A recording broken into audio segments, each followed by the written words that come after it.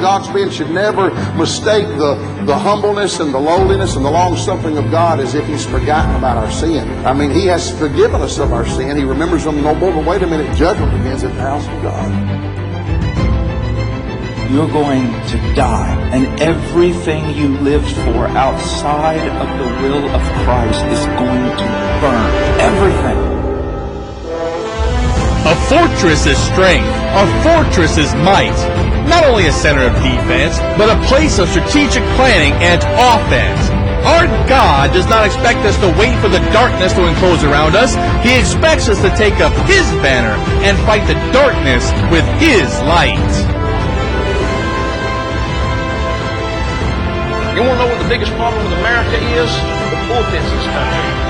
Gave in to public pressure, gave in to political correctness. One of the greatest curses this country has ever had to deal with is political correctness. Preparing the Christian to shine the light against the darkness of this world. Welcome to Our Mighty Fortress Podcast. I'm your host, Ron Miller, and welcome to the show. We have an interesting subject to cover today, but first, let me give an introduction to our media platforms. Please go ahead and hit the follow or subscribe button to the podcast platform in which you're listening to us upon. We have several social media platforms with all sorts of material you can listen to and read. If you're listening through YouTube, please be sure to hit that subscribe and like button, as well as the notification bell. Yes, I know it's a lot, but that's kind of how the system works. Check us out at our fan page on Facebook when you type in the @ symbol, Our Mighty Fortress. That page is growing more and more every day, and we want to see it grow more as we get more content out. You can also visit us on our website, ourmightyfortress.com. We have a host of media there where everything is based, articles, videos, and even our merch store. And if you feel so motivated to donate to the work that we do here, feel free to do so through the website and our established PayPal link. And of course, if we've helped you in some way through our work, feel free to write to us at our ourmightyfortress@gmail.com. By following and supporting the podcast, you let me know that you care about the subjects that we discuss. Today, I want to discuss about what it means to have boldness or fearlessness. These words are used in several different contexts today, and they don't always paint an accurate picture of what they truly mean. To illustrate these meanings, let me give an example found in the Bible, in the book of 1 Samuel. We're going to look at a tremendous story of a young man named David. There are many things that we can learn from his life, both positive and negative, but this example given in his younger life is truly a picture of how we as Christians should be today. First, we're going to analyze some of the more subtle details of the story, but I want to be able to tell the story, though in a manner in which you can imagine each of the scenes that pass. I kind of like doing that with stories I read, as if I'm the one that's witnessing it. It really brings out what the story is saying, and it really helps with your understanding and my understanding. We'll then see the character of three different men start to emerge. This is going to have the same type of breakdown in our modern society. Then we're going to look at what it means to actually be bold and fearless in our everyday lives. We are all presented with challenges, and even more so recently due to the government. We will see the principles of God and what He wants us to rest upon, and to really help guide us in our everyday life. With that introduction, let's get right into this. Let's first look at the story in question and see if we can identify some characteristics of these three particular men. In the book of 1 Samuel, chapter 17, and starting in verse 3, here's what we see. And the Philistines stood on the mountain on one side, and Israel on a mountain on the other side. And there was a great valley between them. So it's talking about the two armies that are about to meet each other in battle. In verse 4 it says, And there went out a champion out of the camp of the Philistines named Goliath of Gath, whose height was 6 cubits and a span. And he had a helmet of brass upon his head, and he was armed with a coat of mail, and the weight of the coat was 5,000 shekels of brass. So it's giving kind of a description of how pricey this armor was and how huge it was. And he had greaves of brass upon his legs, and the target of brass between his shoulders. And the staff of his spear was like a weaver's beam, and the spear's head weighed 600 shekels of iron, and the one bearing the shield went before him. And he stood and cried unto the armies of Israel, and said unto him, Why are ye come out to set your battle in array? Am not I a Philistine, and ye servants to Saul? Choose you a man for you, and let him come down to me. If he be able to fight with me, and to kill me, then will we be your servants. But if I prevail against him, and kill him, then shall be our servants, and serve us. And the Philistine said, I defy the armies of Israel this day. Give me a man, that we might fight together. Now, in this story, right off the bat, we see a major problem. This problem is not only that these Philistines want to war and to conquer the nation of Israel, but their champion is unmet by anyone from Israel. By the biblical account, the man was a massive human being. Let me try to give a sort of a modern comparison in a way. If you're familiar with the athlete Brock Lesnar, the WWE wrestler and the now retired UFC heavyweight champion, he is one massive individual. He's only 6'3". Now 6'3" is pretty tall, but he's only 6'3", and he's 286 pounds. Now, there are men who are that heavy, but it's mostly fat. Most of that weight comes from his massive body and bone structure. It's unbelievable with a smaller amount of body fat. Now, he's put on a lot of weight since his WWE days. But let me tell you what, his body frame is absolutely massive. Just his sheer size would send fear into the hearts of the fighters that he would be against that particular night. Now, of course, this doesn't even compare to Goliath and his height, because he was estimated over 9 feet tall. I'm sure that he wasn't just some super tall fat dude, fat guy. He was a trained killer. I'm sure that he was also a man who relied on his strength and his size in battle. It would be a major advantage. He was quite bold and fearless, that he could take any man from the army of Israel. Now, think about that. He stepped out from amongst his brethren there in his army, and he said, don't worry, guys, I got this. Let's not have a major battle and lose any of our brothers here. Let me just go out and kill their champion, and we'll just take him over. He was that confident.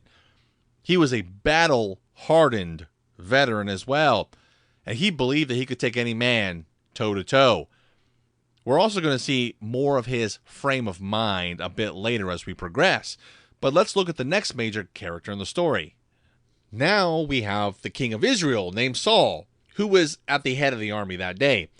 What makes him important in this story is not only that he's the king, but also his appearance. Saul wasn't that old in this story, and he could have been in his 30s or 40s even. That being said, he was also described as a warrior that once had the backing of God. Not at this time, though. He was also a very tall and very strong man. It says in 1 Samuel chapter 9 and verse 2, it says, quote, and he had a son whose name was Saul, a choice young man. And it goes on to say, and there was not among the children of Israel a goodlier person than he. From his shoulders and upward, he was higher than any other of the people. End quote. What the Bible's trying to say here is that he was pretty tall and he was pretty strong. He was a big guy. When he led his men to battle, he was automatically looked upon as the prime champion, or at least the prime choice of what a champion should look like. After Goliath stepped forward, and you saw even then a sheer size difference between Saul and Goliath, Goliath gave his challenge to the army of Israel. Notice in 1 Samuel chapter 17 and verse 11, it says, quote, when Saul and all Israel heard those words of the Philistine, they were dismayed and greatly afraid. End quote. This was supposed to be the prime warrior of Israel, yet Saul cowered before his enemy, and before his men too, by the way. Think about how the army must have felt when they saw their own king cower before this guy. It's really almost unbelievable. But let's take a look at our last character, and his name is David. He's kind of the main reason why this book is focusing on this moment. At this point in the story, David was at minimum a teenager, probably towards his late teens. There are some, kid-type stories that make him out to be like a young boy, like a little boy, but a closer look at Hebrew culture puts him in his teenage years. But that being said, David was still too young to be considered for the army, and he was off tending his father's sheep. He's instructed in verses 17 and 18 to take food to his brothers who were actually in the army serving. Keeping in mind that by this time that David's introduced in the story, Goliath has already been mocking Israel for over 40 days. 40 days they're in the hills, and Goliath comes out mocking them. That means 40 days have passed, and not one had the courage or the intestinal fortitude to meet Goliath in battle. When David got to the camp, he met his brothers with the supplies that he had been instructed to carry. He accomplished his mission. That is when Goliath, at his appointed time, came out for that day and challenged and defied the army of Israel. But this time, David heard it. It says in verse 24, quote, "And all the men of Israel, when they saw the man," Goliath, "fled from him and were sore afraid," end quote. They then talked about what kind of rewards the king would give the champion who stood up to Goliath. This, of course, was kind of ironic because even though they spoke highly of the rewards, not one man stood up. That and King Saul was still cowering, hoping somebody else would go out to meet this guy. In verse 26, the scripture says that David has a response. "And David spake to the men that stood by him, saying, What shall be done to the man that killeth this Philistine and taketh away the reproach from Israel?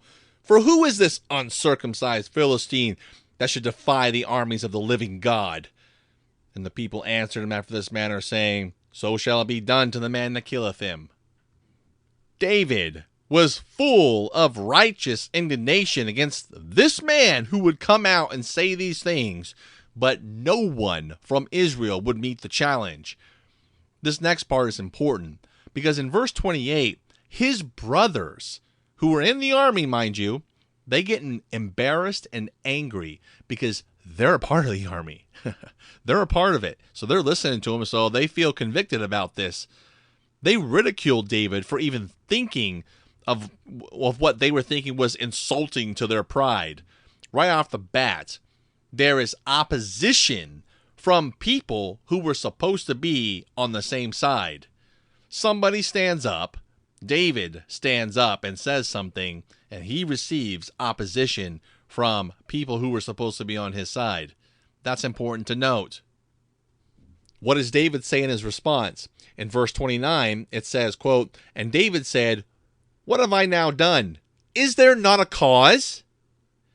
Now, I can somewhat see or really picture this scene that he's being surrounded by the members of the army. His brothers challenge him in front of these same men, and essentially he responds, "Is there not a cause to stand up?" In verse 30, he makes the challenge to the men around him.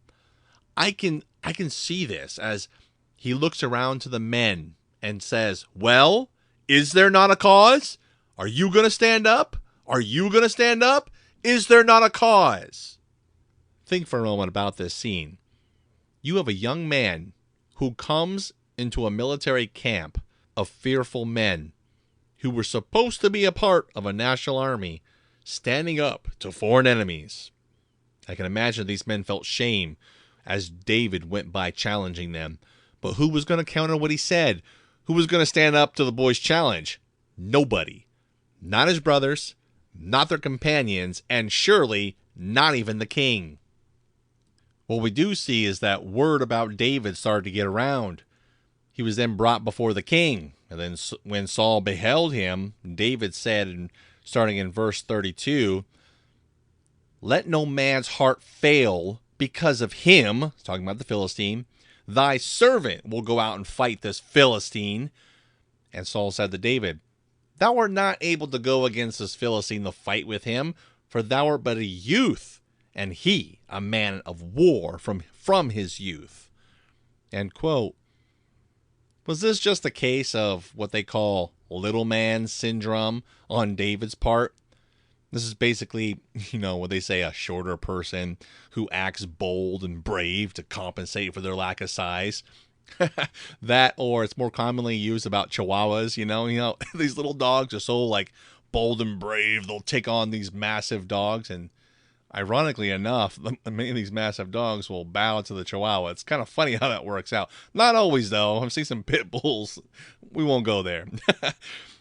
But I don't believe this is really the case with David. This is not a shorter person who's acting out of pride or whatever. David's motive was pure and not based in pride. David's character really comes out here because he demonstrated that he did not fear the heathen who blaspheme God. He told Saul how he had previous victories with large animals as a shepherd, and basically tried to build confidence that, hey, I can do this. And he said that the Philistine is no different. He said that God will deliver him out of the hand of Goliath. Saul then tried to put the hardened armor and sword upon David, but David refused it, because I can imagine that the armor didn't fit him anyways. He said that basically I hadn't been proved with it, or basically that he hadn't trained with this armor. He instead just took a staff and 5 smooth stones from the brook, and he went to go meet Goliath on the field. This next part is actually pretty amazing because, being a former sergeant in the United States Marine Corps, I can imagine the interaction on the battlefield. Let's look at verses number 41 through 47. It says in verse number 41, quote, and the Philistine came and drew near unto David, and the man that bare the shield went before him. And when the Philistine looked about and saw David, he had disdain for him, for he was but a youth, and ruddy, and of a fair countenance. And the Philistine said unto David, am I a dog, that you come with me with staves, or a staff? And the Philistine cursed David by his gods. And the Philistine said to David, come to me, and I will give your flesh unto the fowls of the air, and to the beasts of the field. Basically, he tells David, come here, boy. You want to play war? I'll show you what war's about. I can really see the interaction here playing out this way. It says in verse 45, then David said to the Philistine, thou comest to me with a sword, and with a spear, and with a shield, but I come to thee in the name of the Lord of hosts, the God of the armies of Israel, whom thou hast defied.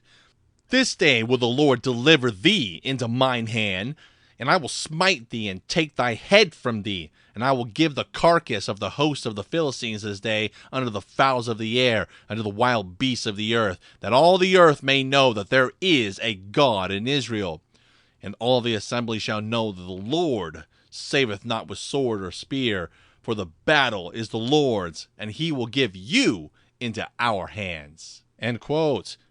Wow.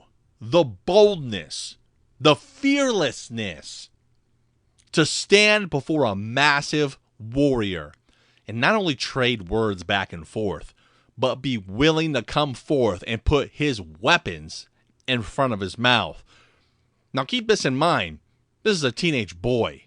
And that teenage boy acts more of a man than a whole army that was on the hilltop who claimed to be a part of Israel. Now we have these two about to engage in one-on-one combat. Starting in verse number 48, it says, and it came to pass when the Philistine arose and came and drew nigh to meet David, that David hasted and ran toward the army to meet the Philistine.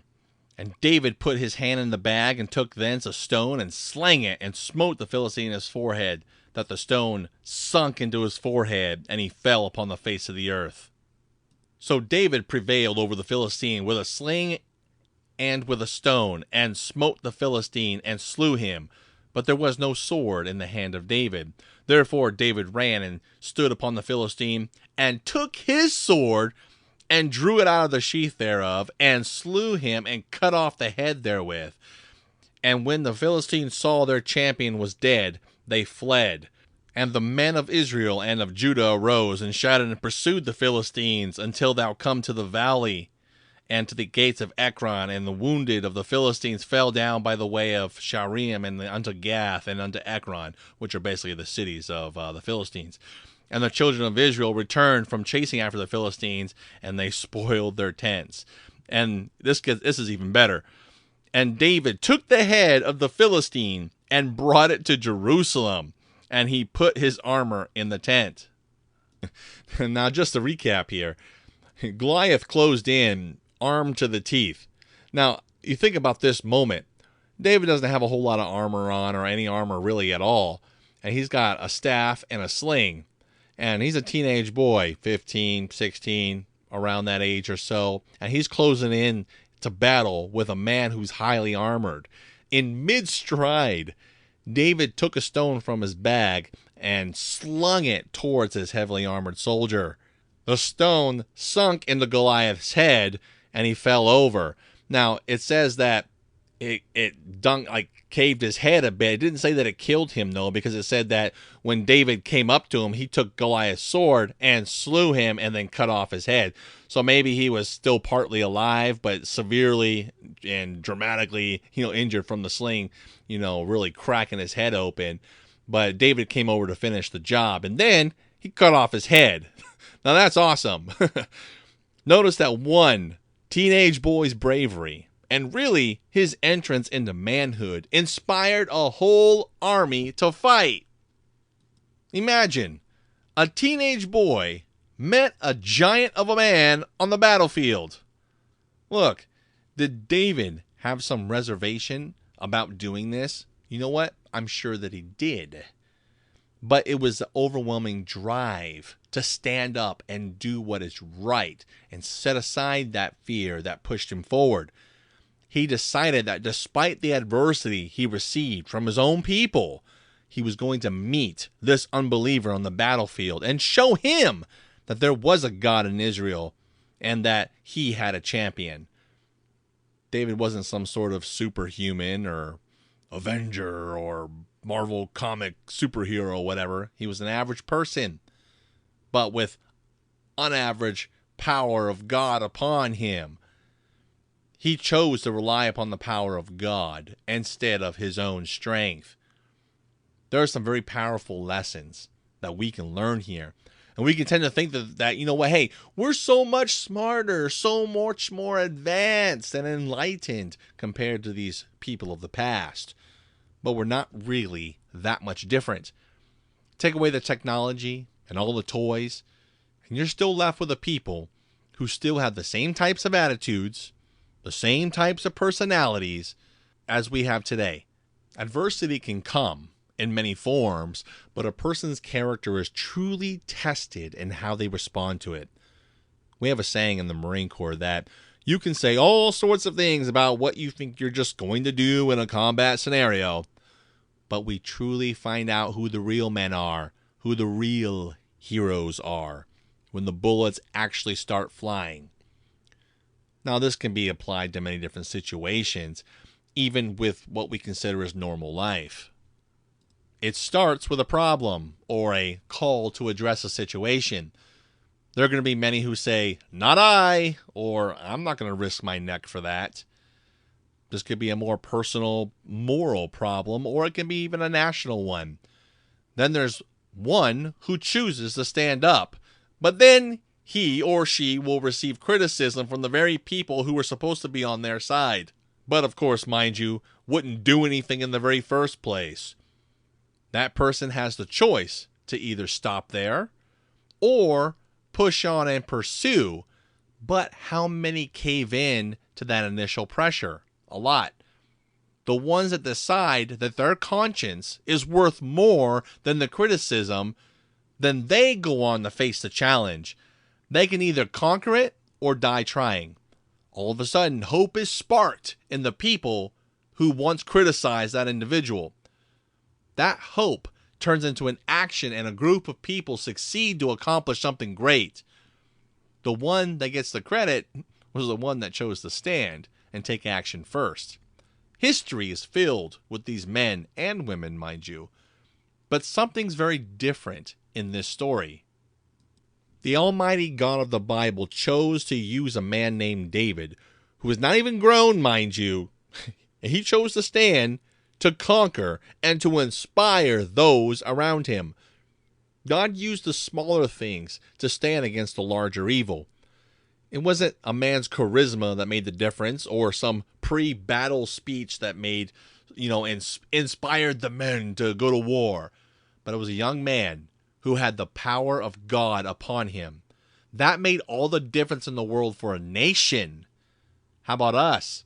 How does this apply to us in our daily lives? It doesn't have to be something dramatic. It could be something like being tested by peer pressure at your workplace. This is actually kind of funny because we tend to think that peer pressure stops after you get out of high school, but that's definitely not true. I wouldn't have done half the crazy things I did do when I was a younger person if it weren't for peer pressure. Now, if you claim to be a Christian, do you give in to peer pressure to make yourself seem like you're one of the boys or the same as the people around you? For example, do you choose to utter the same curse words or swear words or laugh at the filthy jokes? Or maybe you don't want to be looked at as a Christian because you don't want to be thought to be weird, and so you keep your mouth shut. There are so many examples, but it only gets worse from here. What if you're asked or told to do something that not only violated your conscience, but it's something that's not right? There's a choice that has to be made there. What if the choice that is given to you is something that's illegal, is illegal, but if you don't do it, you're going to lose your job anyways? Now, isn't that a dilemma? Well, you have a moral and ethical dilemma here that you have to choose. Are you going to choose the side of God, or are you just going to go with the flow? We have so many right now that are facing this kind of choice with the federal government trying to get companies to mandate vaccines. Now, I'm not an anti-vaxxer, but to do this is distinctly anti-American, to violate people's rights when it comes to their bodies. Now, let me get me started on that one. We do see the heathen try to mock God when they say that, they're bold and brave for their debauched lifestyles. But there is no bravery in choosing to be a reprobate.